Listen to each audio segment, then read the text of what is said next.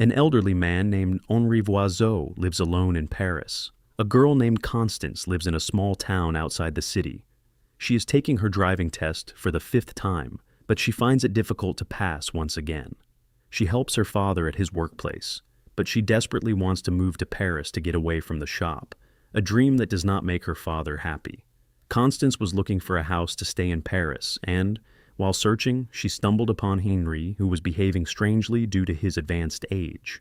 Henri's son had decided to rent out the room in that house, but Henri did not want any tenants. Constance notices a piano in the house that no one is allowed to touch. Constance liked the house, but she finds Henri rude and understands that he does not want to have her as a tenant. He began to look for excuses to say no to Constance, and after leaving Henri's house, she begins to look for a room elsewhere. She was having an affair with a married man named Arthur, and one day while spending time with him, she learned that she had gotten the room for rent at Henri's house. Her dream of living in Paris was coming true, but she felt disappointed because Arthur was happy to see her go. A few days later, after saying goodbye to her mother and brother, Constance left for Paris. As soon as she arrived at Henri's house, she was handed a book with the rules of cohabitation written in it, and the first rule was that no one would use Henri's slippers. That night, Constance discovered that Henri did not like his daughter-in-law, Valerie. He told Constance the same, adding that Valerie was a crazy woman who wanted to put him in an asylum. A few days later, being alone at home, Constance thought about playing the piano. She had learned to play as a child, but she had quit. Henri did not like that. Constance played the piano and asked her to leave the house. Somehow, Constance managed to convince him, but she didn't even have money to pay the rent. After thinking about it for a bit, Henri said he didn't want money, but in exchange for living in the house, Constance would have to do something for him. He wanted her to help him break up Paul's marriage and to catch him with her love. Constance did not want to do any of this, but Henri told her that if she did, he would waive 6 months of rent. Thinking about this, upon leaving the house, Constance saw a bar where they needed a waitress. She told a boy named Matthew that she needed the job and got it immediately. The next morning, Henri's son Paul went to meet Constance. Paul knew that his father did not say good things about him. Paul brought medicine for Henri and wanted Constance to take care of him because, as he got older, his illness was getting worse. As soon as Henri returned, he started mocking Paul and he had to leave. Henri was happy thinking that Constance had started trying to get close to Paul. Constance started working at the bar the next day, and, in addition to completing her studies, she tried to strike up a friendship with Henri, but she was never good at studying and was worried.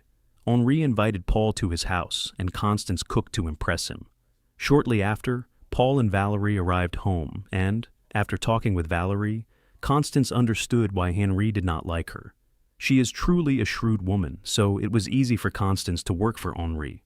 She began to flirt with Paul and tried to get close to him, and their conversations made the timid Paul happy. After a while, they talked about the piano in Henri's house. That piano belonged to Henri's wife, so he does not want to sell it or let anyone touch it. Because of this, he had an argument with Paul. Because of the fight, Henri asked Constance to play, and upon hearing Constance's song, Henri began to cry. Valerie thought he didn't like the song, and that's why he was crying, but Paul told her that hearing it reminded him of his wife. Valerie was talking about food at that moment, but Paul knew it was better to leave. The next day, Constance went to the university and, seeing her results, discovered that she had failed again. Crying, she returned home and tried to distract herself, but she began to think that she could no longer do anything in life. A few days later, Valerie went to Henri's house to look for some utensils. When Constance got sick, she vomited in Valerie's utensils. Constance started crying in front of Henri, and Valerie talking about her misfortune. She couldn't go back home because she didn't want to work in her father's shop. At that moment, Henri told her that she should do what interested her. She likes to play. Constance used to play the piano, but because of a teacher at school, she had to quit, and her father never supported her. At the insistence of Henri and Valerie, Constance sang the song she had written, and Henri praised her for the first time. Constance wanted to know about Henri's wife, and discovered that she died falling from the window 30 years ago. Henri has been alone ever since. Constance laughed. Valerie thought she liked Paul, and after hearing this, Constance tried to talk to Henri.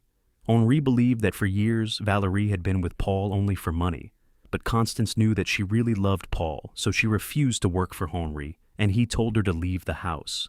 The next day she returned home, but found that her room was being converted into an office. Because of this, she told her parents that she had passed and that she had to return to Paris that same day. That night, she had to return to Henri's house. In her desperation, she accepted the job of entertaining Paul, and to move forward with the plan, she began to ask Henri about him. On the one hand, she had lost hope for a good life, but on the other, Henri began to try to enroll her in a music school. A few days later, Constance began to follow Paul and attract him to her. After asking Henri about Paul's tastes, she used that information, and Paul began to feel that their tastes were the same. Paul did not understand that it was all a sham, and soon began to like Constance. As soon as she had the chance, Constance said she wanted to start a relationship with Paul, but seeing the age difference, Paul refused, and Constance began to hate herself for the drama. But Henri said that as soon as Paul fell in love with her, she should stop things. She only had to break the marriage.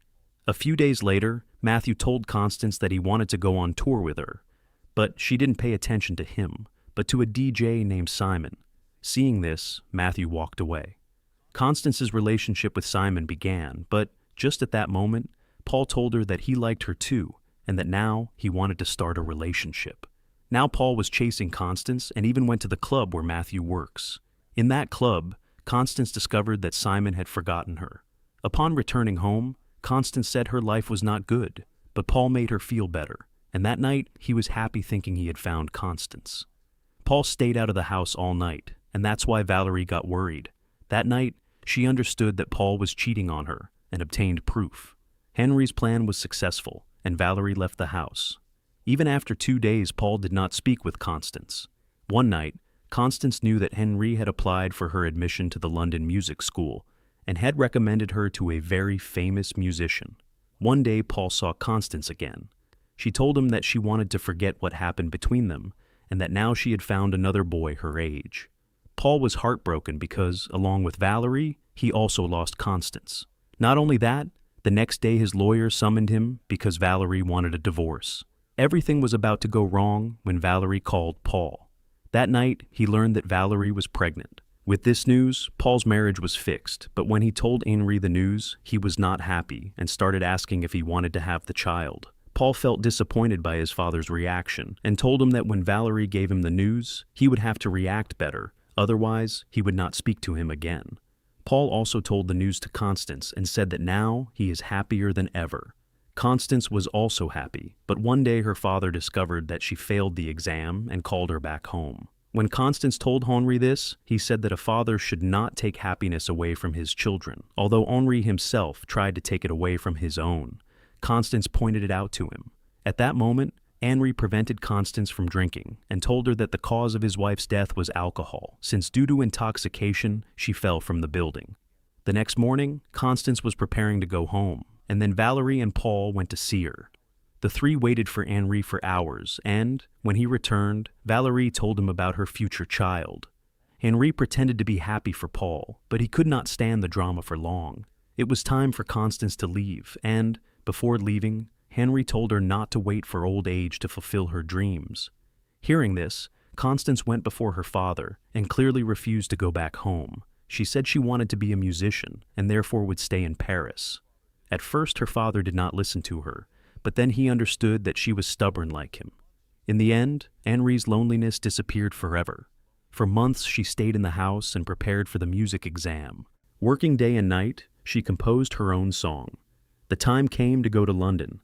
Henri was sure that Constance would be successful and supported her as he used to support his wife.